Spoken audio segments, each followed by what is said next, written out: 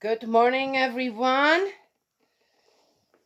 Uh, I'm going on my monthly trip to town today. I've got lots to get. Oh, lots to get. I need to make sure that everything's in order here. Everything's here for the animals, this, and that, when I'm leaving. And I'm not quite sure when I'm leaving. So it's, all I told my children is just give me a couple of days head start, please. You know, and I started yesterday getting things together. What do I need really? What can wait? And it's an interesting pile already. So it's Saturday. Things close up here in certain places after 1 or 2 o'clock. So Cece said, "I'm going to the barn for you today," because I told her, I said, "Well, I still got to make this video." Says, "You do that. I'm taking care of the animals." Isn't that wonderful? People work together like that. Yes, yes, yes. I love it. And I have to keep at it here. I can definitely feel the push from Spirit World to really to do this once a day, to not slack off. It's important. Slack off. And I realized, one reason is I really want to take my other Bible, the Jerusalem Bible, with me and continue on, right? Reading out of there. And coffee lips. And I got to get to 36, I believe. So I'm going to finish up the Chronicles until I leave. And then I won't have to worry about all them other Bibles or this or that, or rather, I'll just take that one with me. And then I can continue out of there since we're missing some parts in there. That's interesting. And it doesn't look like anything's missing out of it. All right, so let's get going immediately. What else?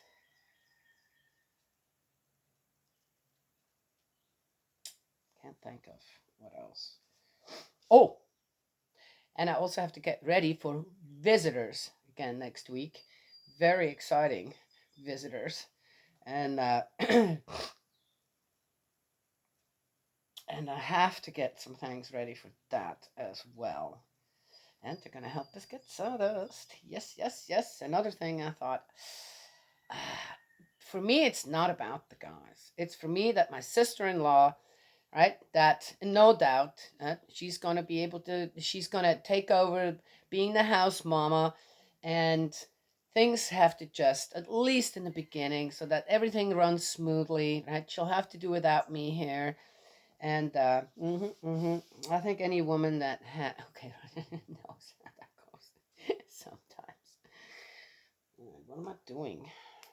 Yes, nothing against the guys; they're all great, but they do need a little help from their women. All right, so we're in the second book of Chronicles, 32. Sometime later, after this good work of King Hezekiah, King Sennacherib of Assyria invaded Judah and laid siege to the fortified cities, planning to place them under tribute. When it was clear that Sennacherib was intending to attack Jerusalem, Hezekiah summoned his princes and officers for a council of war, and it was decided to plug the springs outside the city. They organized a huge work crew to block them and to cut off the brook running through the fields. "Why should the king of Assyria come and find water?" they asked. I don't think they ask. That's a pretty good strategy. What are you going to do when you come with a big old army to invade something, and the one thing that you got to have isn't going to be available? Pretty good strategy right there. Let's see how it's going to work out. Then Hezekiah further strengthened his defenses by repairing the wall wherever it was broken down, and by adding to the fortifications and constructing a second wall outside it. He also reinforced Fort Milo in the city of David and manufactured large numbers of weapons and shields. He recruited an army and appointed officers and summoned them to the plains before the city and encouraged them with this address: Be strong, be brave, and do not be afraid of the king of Assyria or his mighty army, for there is someone with us who is far greater than he is. He has a great army, but they are all mere men, while we have the Lord our God to fight our battles for us. This greatly encouraged them. Then King Sennacherib of Assyria, while still besieging the city of Lachish, sent ambassadors with this message to King Hezekiah and the citizens of Jerusalem.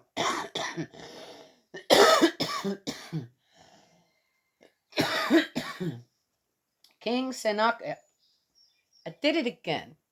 And I know I always cough, but I've been doing this since I was 17 because I had this weird infection in my frontal lobe, and it somehow never, my bronchioles just are scarred, and so anything will kind of, including talking, uh, aggravate them. And I went down into the garage, typical me, and I sanded a couple of boards without a mask on, and I'm suffering a little from that. I can tell that and so any little thing aggravates my throat now for a while. But again, it's like would have been such a simple thing. Just put a mask on real quick. I've got the. It's the same with my hands. They're still I still have. Now I've got black on there as well, or more. I did it. I got to put gloves on because this only will come off with paint thinner, or it doesn't even. And I started it again. I was staining something, and I do that with a cloth, and I'm going, I can't believe I'm doing this again. So I wiped it off real quick, and I went and got some gloves. I was like, just simple things, where you don't have to then deal with other things that are, as I said, doesn't look really good. My hands all stained like this, look like they're dirty. Rather than I have to explain to everyone, oh, it's paint. I'm not that nasty. Which I don't do anyway. What do I care what people think? All right. So, but again, so let's keep going with my scratchy throat. Okay. King Sennacherib of Assyria asks, Do you think you can survive my siege of Jerusalem? King Hezekiah is trying to persuade you to commit suicide. Who's he talking to? Oh, the citizens of Jerusalem. And what? Somebody just came and stood what? In the middle of Jerusalem somewhere on a podium and said, Hey, I come from Assyria. And they're going to just let him, or would they even let him in at a time like this? What is this again? Yeah, okay, I'm just saying. A message. Through whom? How? And let the people know as well. Then it had to be a physical person, right? To be someplace to, just saying. So, what's very clear is here, in a way, or we're being told that the king of Assyria is trying to intimidate King Hezekiah and the citizens of Jerusalem. And why would people want to do that? When they're not 100% sure they're going to win, they start to do what? Manipulate, intimidate, put fleas in your heads. Yeah. Mm-hmm. When people are in a certain mood or whatever, they're asking, says, something crawl across your liver? Yeah. You want to talk about it? Rather than, wondering, did I do something? That's counterproductive, by the way. Just ask straight out. Seriously? What's going on with you? Talk about it? Anywho. So the message was, King Hezekiah is trying to persuade you to commit suicide by staying there, to die by famine and thirst, while he promises that the Lord our God will deliver us from the king of Assyria. Don't you realize that Hezekiah is the very person who destroyed all the idols and commanded Judah and Jerusalem to use only the one altar at the temple and to burn incense upon it alone? Don't you realize that I and the other kings of Assyria before me have never yet failed to conquer a nation we attacked? The gods of those nations weren't able to do a thing to save their lands. Name just one time when anyone anywhere was able to resist us successfully. What makes you think your God can do any better? Don't let Hezekiah fool you. Don't believe him. I say it again. No God of any nation has ever yet been able to rescue his people from me or my ancestors. How much less your God? Thus the ambassador mocked the Lord God and God's servant Hezekiah, heaping up insults. King Sennacherib also sent letters scorching the Lord God of Israel. Scorning, not scorching. The gods of all the other nations failed to save their people from my hand, and the God of Hezekiah will fail too, he wrote. The messengers who brought the letters shouted threats in the Jewish language to the people gathered on the walls of the city, trying to frighten and dishearten them. Oh, so it was happening from outside, and there was more than one. Okay. These messengers talked about the God of Jerusalem just as though he were one of the heathen gods, a handmade idol. Then King Hezekiah and Isaiah, the prophet, son of Amos, cried out in prayer to God in heaven, and the Lord sent an angel who destroyed the Assyrian army with all its officers and generals. Oh, and how did that happen exactly? So Sennacherib returned home in deep shame to his own land, and when he arrived at the temple of his God, some of his own sons killed him there. That is how the Lord saved Hezekiah and the people of Jerusalem, and now there was peace at last throughout his land, his realm. Okay, all right. So did God really go out there and destroy? I think that the one thing that Hezekiah is doing right in all of this is he's working together with God. Oh, in a way where if you offer enough incense and burnt animals and burnt offerings and all that to God, then that's how it works. No, Hezekiah obviously, and that's what 32 starts out with, is doing what? Cutting off the water, plugging the wells outside of the city and plugging the stream. He's cutting off the water for the Assyrian army. And considering where that kind of is in a desert, you probably won't last very long without water. Again, why? It doesn't quite tell us how long this was going on, right? We're not getting a time frame here. But my feeling is that they did lay siege to Jerusalem. Hezekiah was prepared, and so it wasn't as easy penetrable as they thought. He had his, even though not as many, he had people at attention to defend Jerusalem. And so Hezekiah wasn't just depending on God to do whatever because, well, he was believing. He believed. No, he took measures. He prepared. He didn't go on the offense, though. He prepared for defense. And it sounds like no one on Hezekiah's and Hezekiah's army lost their lives. Sounds like no citizen of Jerusalem became collateral damage. Sounds like that. What it sounds like to me is that without water for the animals that they most likely brought with them, this Assyrian army, all those soldiers in their heavy armor, sweat and bullets, I would say they died of dehydration.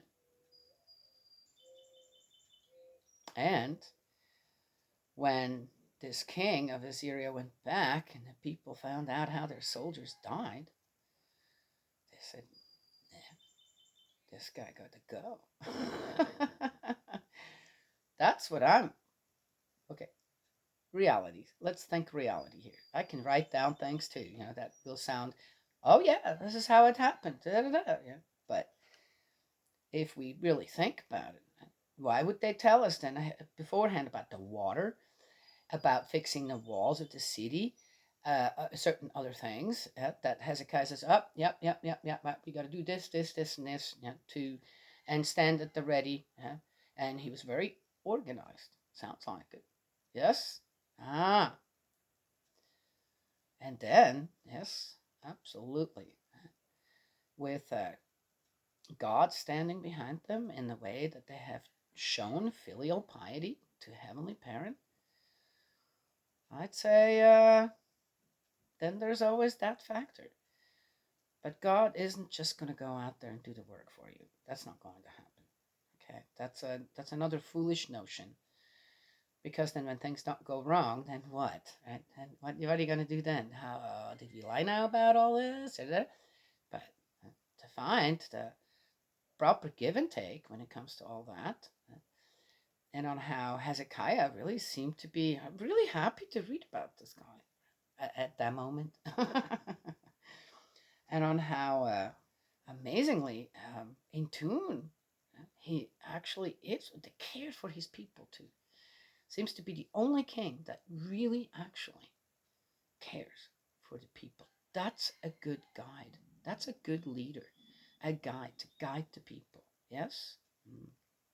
Doesn't have to be a king, just a good person with that kind of talent. Yes? All right. Very cool.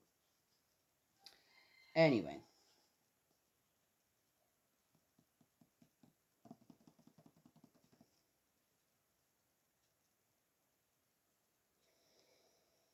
And no doubt, since Assyria was so probably well known all around the regions there and the lands, and how they never lose. And here, sounds like one army lost everyone, and the other one, no one.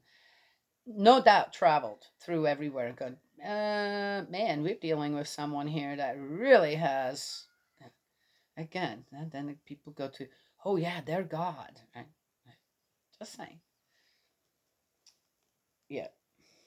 From then on, King Hezekiah became immensely respected among the surrounding nations. There we go. And many gifts for the Lord arrived at Jerusalem, with valuable presents for King Hezekiah too. But about that time, Hezekiah became deathly sick. There you go. There's something going through that lineage. You see, it's something that they're born with, and no, okay, I think, and it's when they're about a certain age, between 40 and 50 or 60, that breaks out. It does. You can be born with certain things from your parents or grandparents. Yes, that. Yeah.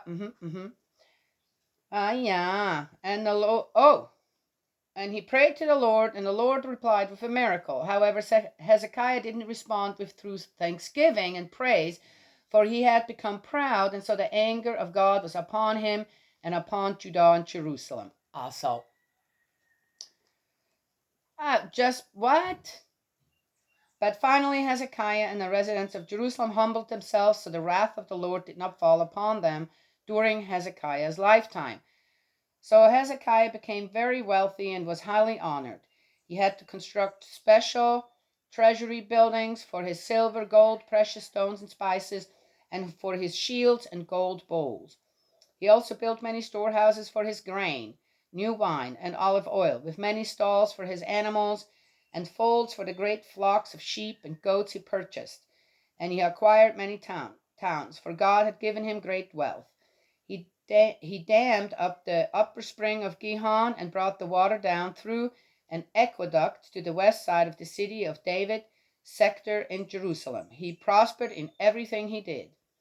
However, when ambassadors arrived from Babylon to find out about the miracle of his being healed, God left him to himself in order to test him and to see what he was really like.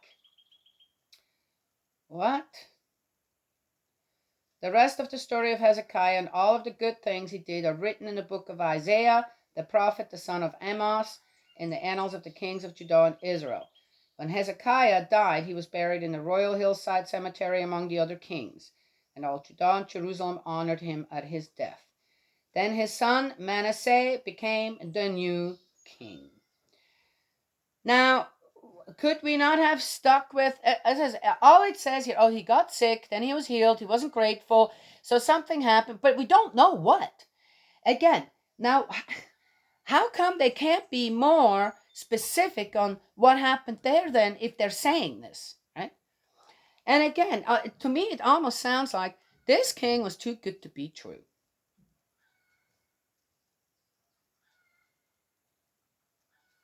Everything just went good for him, right for him, because also due to the fact on how he himself, right, conducted himself.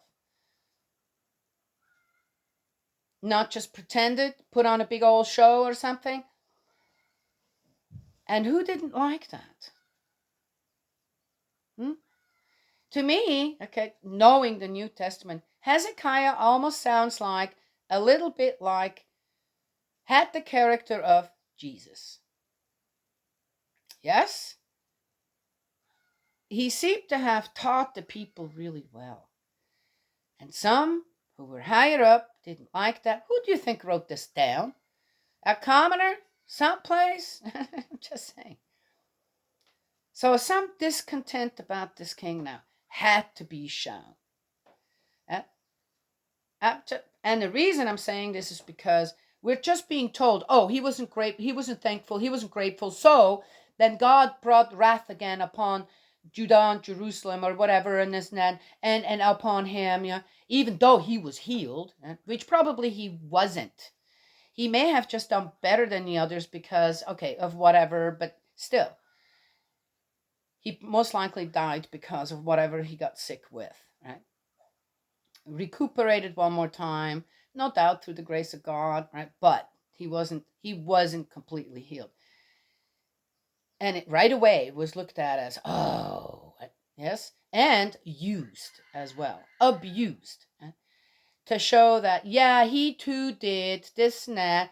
So then again, it's really odd. It's very odd that all these other kings here, where the people were happily a part of, nobody, and here is this good king.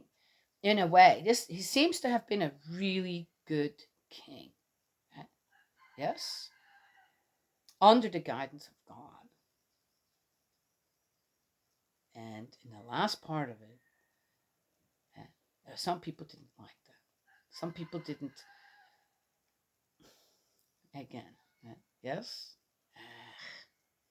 so difficult to instill absolute goodness in people, or to just say, and can't you tell this is really good to just go that route for your own happiness? That. So easy for people to be pulled into gossip and anger, frustration, revenge. Become a what do they call it? Vigilante of some kind. It's so difficult to teach to people about just absolute goodness, right? And then, of course, one is allowed to, yeah. So what? We're just going to let things happen out there. So what Hezekiah didn't. You prepare yourself.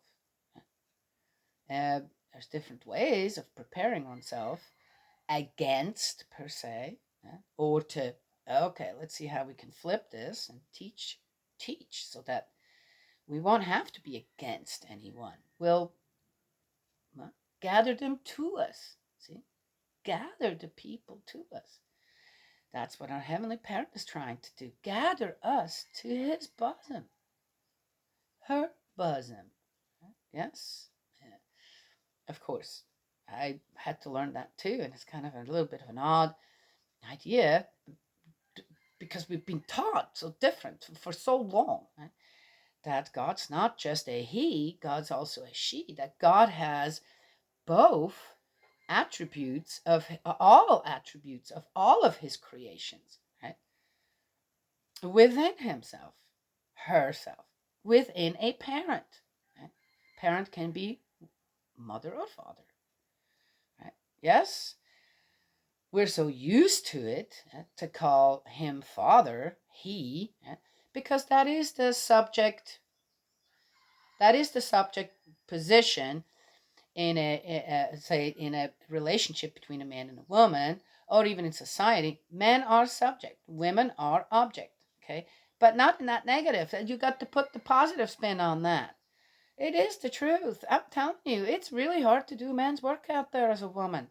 Okay, I don't want to be one of those he's out there. Okay, I had to be. I had to cut wood and chop wood and do all kinds of other things that usually men do, not women. Right? Yes. Or it's easier for men to do because of their strength, because of their body build. Um, so I don't have a problem with that. And it is. Adam was created first. Okay, subject. Then Eve, object. Right? And of course, the subject should never abuse the object. Right? Yes. I'm just saying. So that's not hard for me to understand or anything. I don't have a problem with that. I know quite full well where my place is as a woman in society, as a woman in a family, as a woman in a conjugal relationship, husband and wife, and as a mother, right? And with a father around, with my children. And even if the father isn't around, I still know what my position is as the nurturing, loving parent. Whereas the fathers should be teaching the children this, that, and that. Okay, just saying. Is that a stereotype? I don't think so. Because it seems like when I see that really truly happening in a family, and I've know many young families, okay, young moms, young dads, with young children, or old, a little older children, and when that is actually happening within a family structure, they're amazing families. Things run like an oiled machine in families like that. But there's got to be a reason for that. So, no, it's not, they're not outdated concepts or this or that, or oh, well, we're now, no. Of course, if both parents have to go to work, then of course you also share certain other things that then both parents do. Now, come on, now, as I said, the excuses out there, or the discontent and the disapproval over this or that, disagreements out there over certain things that are quite clear. That's just how it is in the principles of creation and the principles of love, are a bit ridiculous.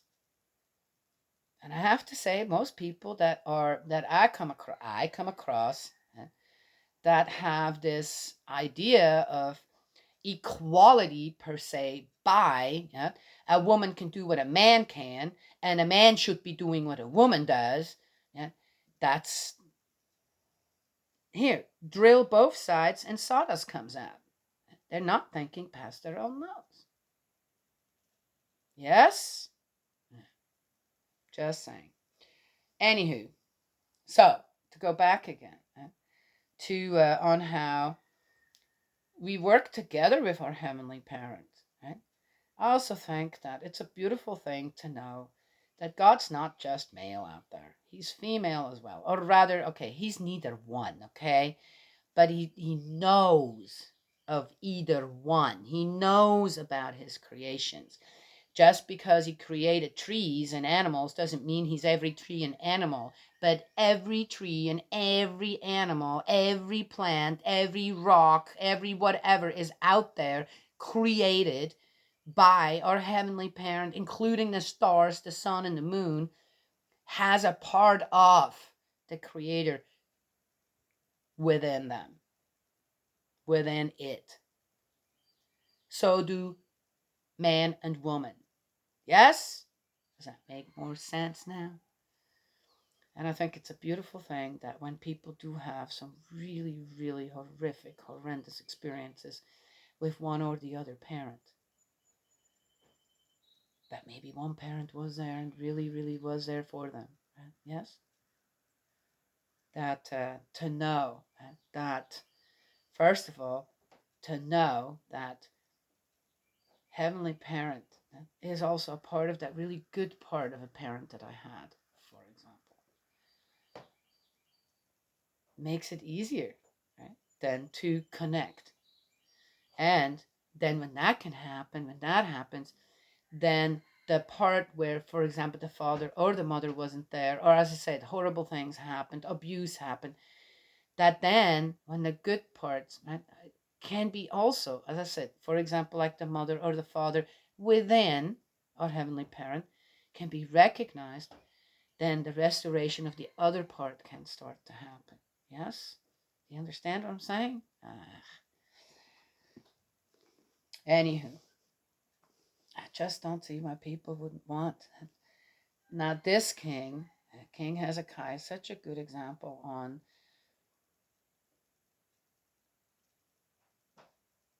how to work together and to be on a side, in a way, or just work together with something that was given right to the beginning to the people of Israel, and it's working. It seems to be working. Yes. Yeah. Of course, some of the other kings, they also eventually had peace and this and that, and I don't know what, but it didn't quite go in the way that Hezekiah was doing it, right? Yes. Anywho, that's all I have to share this morning. I have got to get ready to go to town, get things done. Then I have to clean a bedroom. It's not really dirty, but I do want to change the sheets. Uh, we got these Japanese beetles cruising around here. Stink bugs. They call them stink bugs, bugs. And they don't bother me. They fly around. They make this loud noise, and they cruise around and they land wherever. I've had them land on my head. I don't have many in the house here right now, but there are some still cruising around. They don't hurt you. They're kind of cute. They latch onto, if they land on your finger, for example, they really latch on. You have to just about pry them off or wait until, all right, go on. They don't bother me.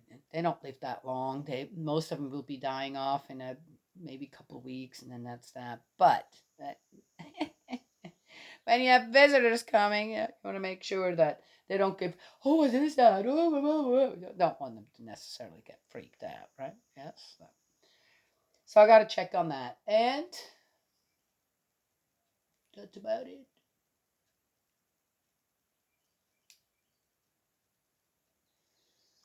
That's what I'm going to do today, and then I'll be tuckered out. Yeah. Okay. That's all I have to share. I'm so happy to have read about Hezekiah. I really am. My faith is a bit restored. Okay. Over the whole process? No, don't bring me no kings. I don't want them. It seems like also a little bit of jealousy is coming out of whatever the rest of it was written about him. And I have a feeling that, again, Hezekiah may have stored a lot of things, this and that, for what? For more rough times, this and that. Wanted to be ready. Again, he seems to be very organized, right? Very conscientious about things. He has a little bit of a vision into the future for other certain things. And he seems to really, really, truly care for the people. I like that. So I'm going with that. And what the jealousy and the unhappiness or discontent of some other people that's coming out of here now, I guess we'll pray for them, won't we? May Heavenly Father bless you and protect you. And I will talk to y'all another time.